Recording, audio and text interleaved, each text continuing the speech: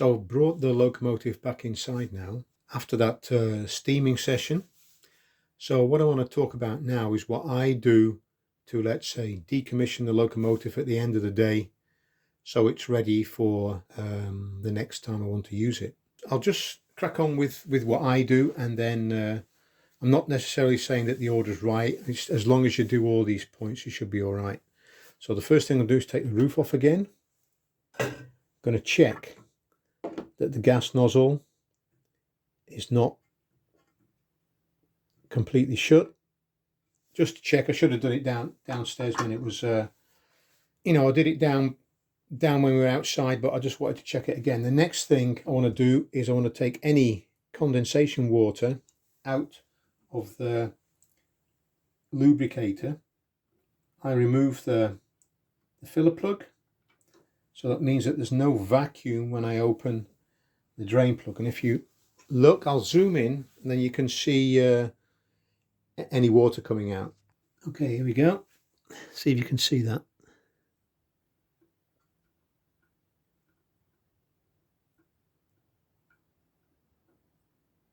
Okay, there's the water. So you just open that. You don't need to take it all out all the way, just enough until no water comes and it's just oil that comes out then. So you know that any water left in the bottom of the lubricator, that's out. And then just finger tight again. Give it a quick clean there.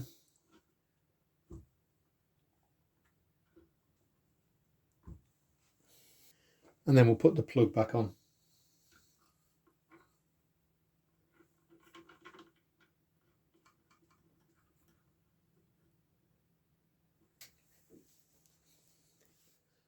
So continuing with the theme of water, what I want to do now is get as much water that's left over in the kettle out as I can. There's two schools of thought on this. Some think it doesn't matter if the water's left in, and others want it out. So I prefer to get out what I can.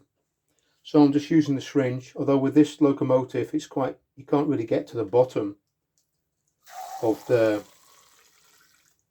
boiler with the pipe, so we'll get out what we can.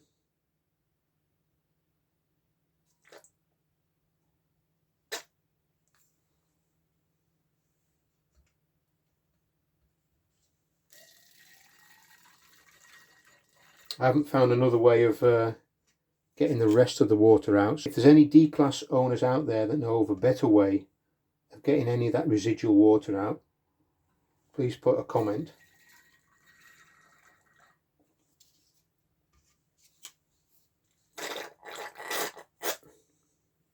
So that's about it. Okay.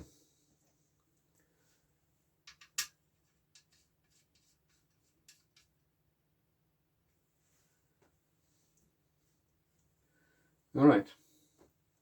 So that's the water. Okay, the next thing that I do is actually remove the batteries from the radio control.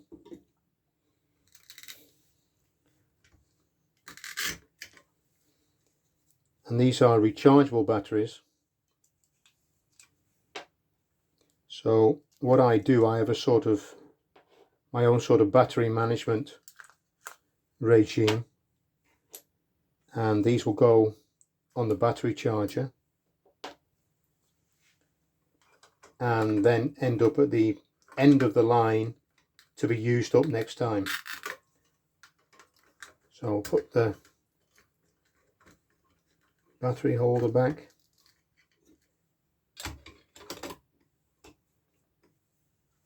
So there's the batteries.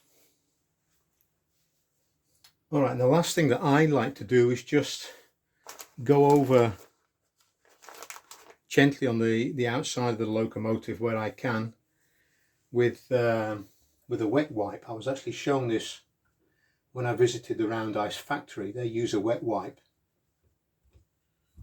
to give their locomotives a quick clean.